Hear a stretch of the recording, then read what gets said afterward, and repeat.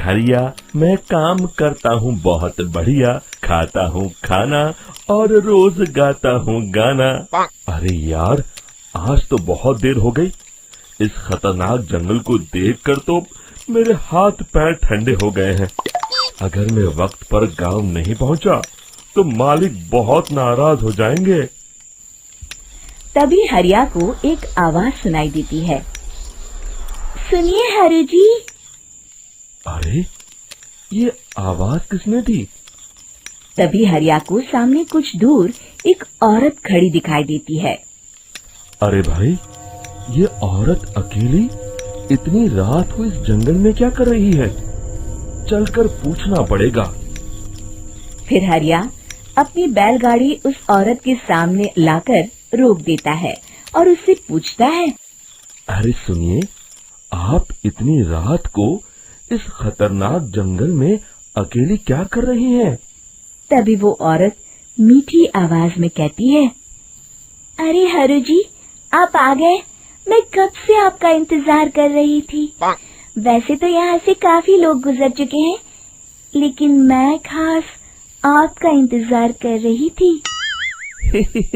अच्छा, तुम सच कह रही हो? मुझे तो यकीन नहीं हो रहा है। वो क्या है ना, आज तक किसी ने मुझसे इतने प्यार से बात नहीं की। हाँ हाँ हरु जी, मैं सच कह रही हूँ। अब देर मत करिए और जल्दी से मुझे मेरे घर तक छोड़ दीजिए। हाँ हाँ, कौन सी बड़ी बात है, अभी छोड़ देता हूँ। आप मेरे पीछे बैलगाड़ी में बैठ जाइए और मुझे रास्ता बताते चलिए। फिर वो औरत हरिया की बैलगाड़ी में बैठ जाती है और हरिया बैलगाड़ी हाँकता हुआ आगे चल पड़ता है।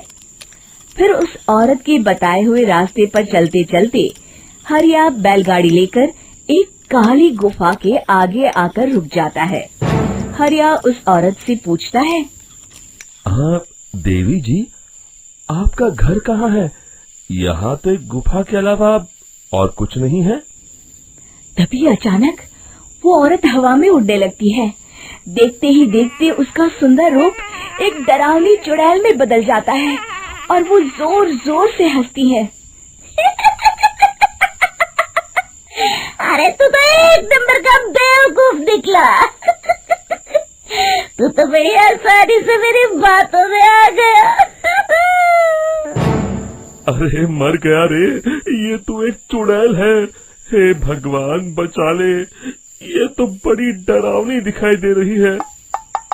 और फिर अगले ही पल हरिया की बैलगाड़ी में रखा सारा सामान हवा में उड़ता हुआ उस काली गुफा के अंदर चला जाता है और वो चुड़ैल भी उस गुफा के अंदर जाकर कहीं गायब हो जाती है।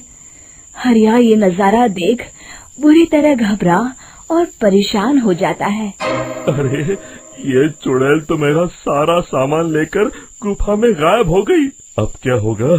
अगर मैं गांव खाली हाथ गया तो मालिक मेरी अच्छी खबर लेंगे। मेरी इस बात का कोई यकीन भी नहीं करेगा।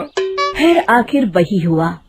हरिया के मालिक चंपक सेठ को हरिया की किसी भी बात पर रत्ती भर भी यकीन नहीं हुआ। चंपक सेठ को लगा हरिया झूठ बोल रहा है और उसने ही लालच में आकर सारा सामान हड़प कर लिया है। फिर हरिया को बेईमान समझकर चंपक सेठ उसे काम से निकाल देता है। अगले दिन अपनी दुकान में परेशान बैठा चंपक सेठ गुस्से में बड़बड़ाता है। अरे, दुकान में तो सामान बिल्कुल भी नहीं है। अब मुझे ही शहर जाकर सामान लाना होगा। फिर वो अपनी बैलगाड़ी लेकर शहर चला जाता है। शहर से सामान लेकर जब चंपक सेठ वापस गांव लौट रहा होता है, तभी उसे एक आवाज सुनाई देती है। चंपक जी, ओ चंपक जी। अरे, ये तो कोई मेरा नाम लेकर मुझे पुकार रहा है। फिर उस रास्ते में वही औरत खड़ी दिखाई देती है। फिर क्या था, हरिया की तरह चंपक सेठ भी उस औरत के पास अपनी बैलगाड़ी लेकर जाता है और वो भी उसकी चिकनी चुपड़ी बातों के मुंह जाल में फंस जाता है। फिर चुड़ैल उसे भी अपनी गुफा तक ले जाती है और उसका सारा सामान लेकर गुफा में गायब हो जाती है। बेचारा चंपक सेठ लाचार होकर खाली हाथ गांव लौट आता है। फिर ये उस जंगल में रोज की बात हो जाती है। जो कोई भी शहर से कुछ लेकर गांव की तरफ लौटता, वो चुड़ैल उसे बेवकूफ बनाकर उसका सारा सामान लेकर गुफा में गायब हो जाती। एक दिन हरिया एक लकड़हारे को उसी जंगल की तरफ जाते हुए देखता है। फिर हरिया उसे रोकते हुए कहता है, अरे भाई, क्यों अपनी मौत को दावत दे रहे हो? मेरी बात मानो, आगे जंगल में मत जाओ, वहाँ एक बड़ी भयानक चुड़ैल रहती है। लकड़हारा हरिया की बातों को नजरअंदाज करते हुए कहता है, अरे भाई, मुझे पहले ही बहुत देर हो चुकी है, मुझे जाने दो भाई।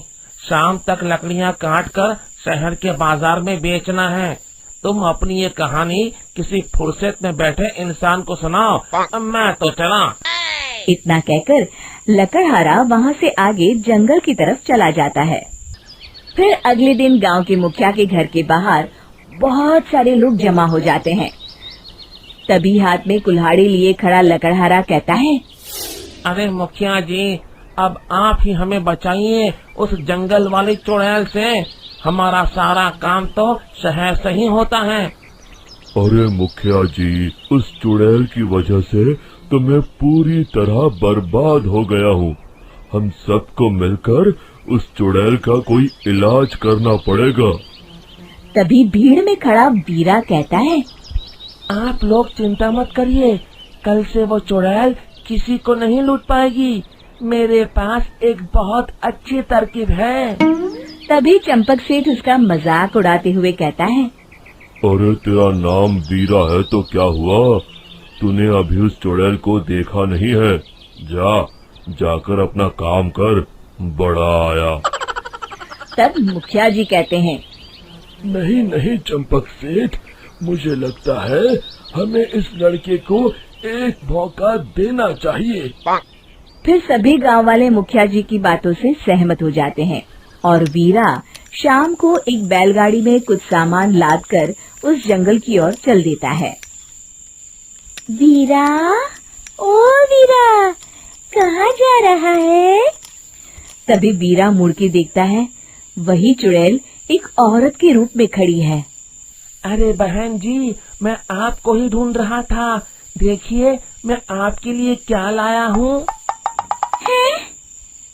अरे वाह, तो खुद मेरे लिए इतना सामान लाया है। तू ही अकेला गांव में समझदार है। जरा देखो, मैं भी खोल के, बड़े भूख लगी है।